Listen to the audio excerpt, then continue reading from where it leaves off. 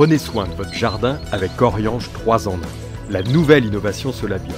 Insectes, acariens et maladies, un seul produit et c'est fini. News Jardin TV vous présente Bienvenue au Jardin, une émission 100% nature, plantes, botanique, jardin et jardinage, animée par Patrick Mulan et Pierre-Alexandre Risser. Patrick, Pierre-Alexandre, racontez-nous une belle histoire de plantes, de jardin ou de jardinier. On a beau être au tout début octobre, on a encore des fleurs dans le jardin et notamment une plante qui est extrêmement intéressante qui s'appelle le fuchsia et j'ai envie qu'on vous raconte l'histoire de ce fuchsia. Je vais commencer la chronique en vous citant Marcel Proust qui en 1913, dans son livre Du côté de chez Swann, décrivait le fuchsia de cette façon. Il n'y a que lui pour faire ça. Les fuchsias prenaient la mauvaise habitude de laisser leurs branches courir partout tête baissée. Les fleurs n'avaient rien de plus pressé quand elles étaient assez grandes que d'aller rafraîchir leurs joues violettes et congestionnées contre la sombre façade de l'église. C'est de la littérature, mais c'est ça, c'est-à-dire qu'un fuchsia, ça a tendance justement à courir partout et puis tête baissée parce que les fleurs, à part il y a un fuchsia qui a les fleurs dressées, mais tous les autres ont la tête en bas.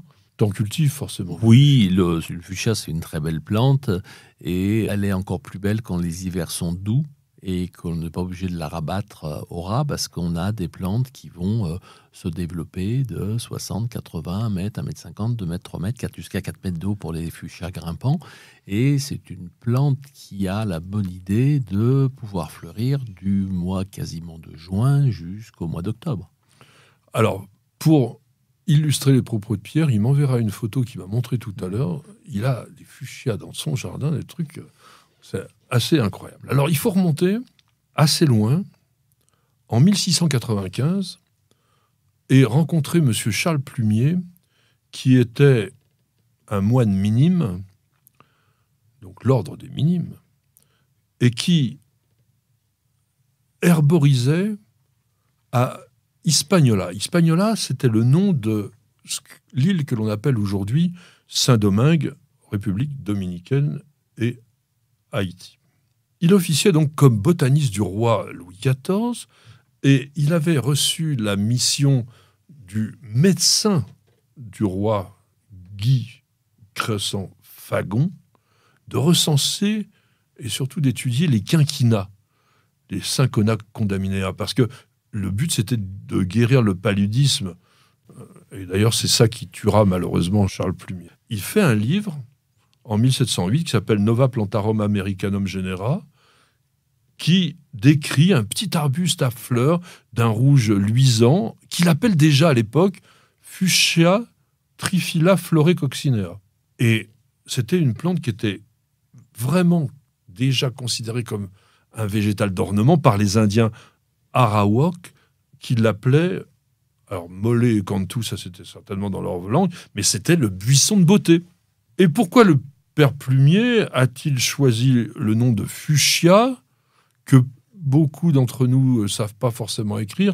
Ça s'écrit Fuchsia, parce que c'est en l'honneur de Leonhard Fuchs, un médecin allemand aussi du XVIe siècle, qui avait publié un livre en 1542 qui est resté un petit peu comme une histoire importante, Da Historia Stirpium Commentari. C'était vraiment sur la médecine de l'époque, ça ne doit pas être vraiment très très lu aujourd'hui. Mais ce Leonhard Fuchs avait constitué un énorme herbier, parce qu'à l'époque, les médecins étaient surtout des gens qui herborisaient. Et Leonhard Fuchs a été le premier à décrire la digitale. Ah bon? Et il nommait d'ailleurs les fleurs les dés à coudre. Vous savez comment on les appelle aussi, les digitales? Les gants de Notre-Dame. Les gants de Notre-Dame. C'est joli.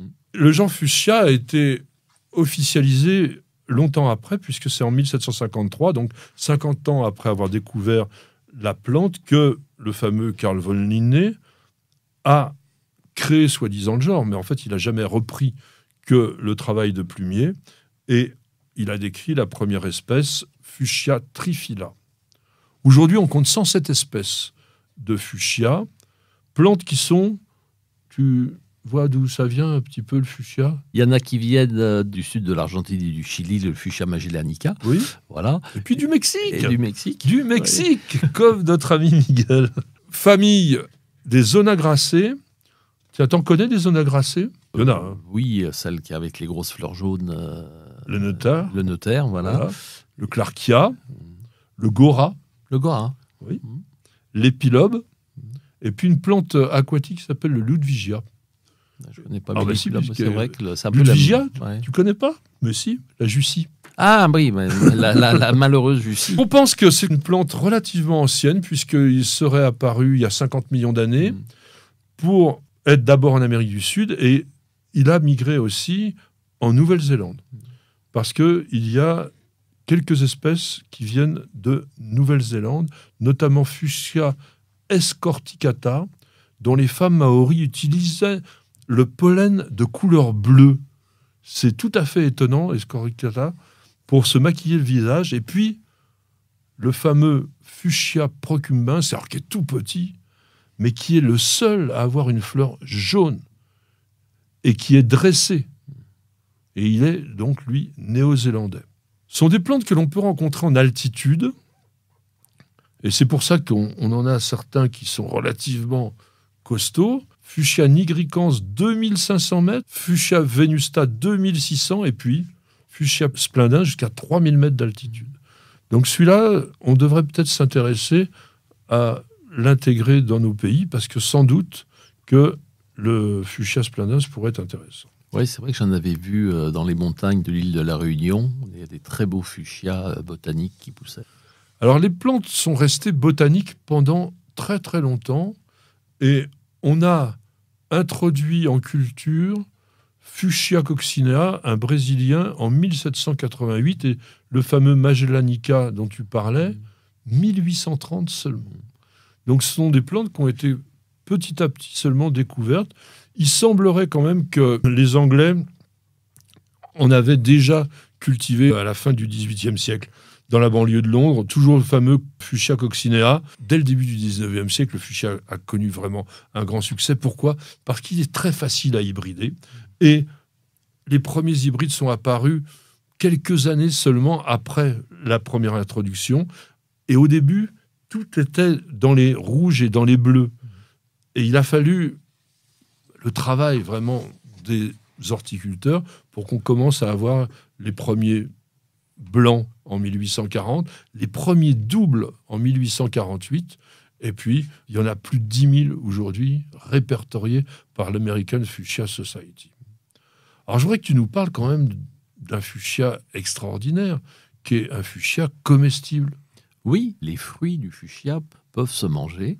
Et il y a une variété qui porte bien son nom, puisque l'espèce s'appelle Regia, et le nom de variété Régal. C'est des fruits qui sont assez allongés. Une cerise qu'on aurait tirée, qu'on aurait allongée. Même pas la moitié de la taille d'une cerise, quand même. Ça fait peut-être 1-2 cm de long sur 5-6 mm de large. Quoi. Et ça a quoi comme goût? C'est très pulpeux. Je trouve que c'est assez rigolo de manger un fruit de fuchsia, mais je ne vais pas me lever la nuit pour en manger. Voilà. Par contre, c'est intéressant de les mélanger. C'est-à-dire que dans un mélange de fruits rouges, par exemple, c'est très bon. Vous faites une salade de fruits, vous mélangez quelques fruits de fuchsia avec, ça va apporter une petite touche d'exotisme qui est vraiment intéressante. Et puis quand on est botaniste, ça fait bien. Je vous ai fait manger un peu de fuchsia. Et on terminera avec le langage des fleurs. Le fuchsia est un symbole, tiens, justement, du bon goût, de quelqu'un qui est aimable, qui est gentil. Un rouge et blanc, c'est votre amour est mon seul culte. Donc là, ça va très très loin. Et s'il est rouge et violet, ça c'est facile à en trouver. Mon amour est inébranlable. Eh bien, on terminera là-dessus. On vous dit à la semaine prochaine et bienvenue au jardin.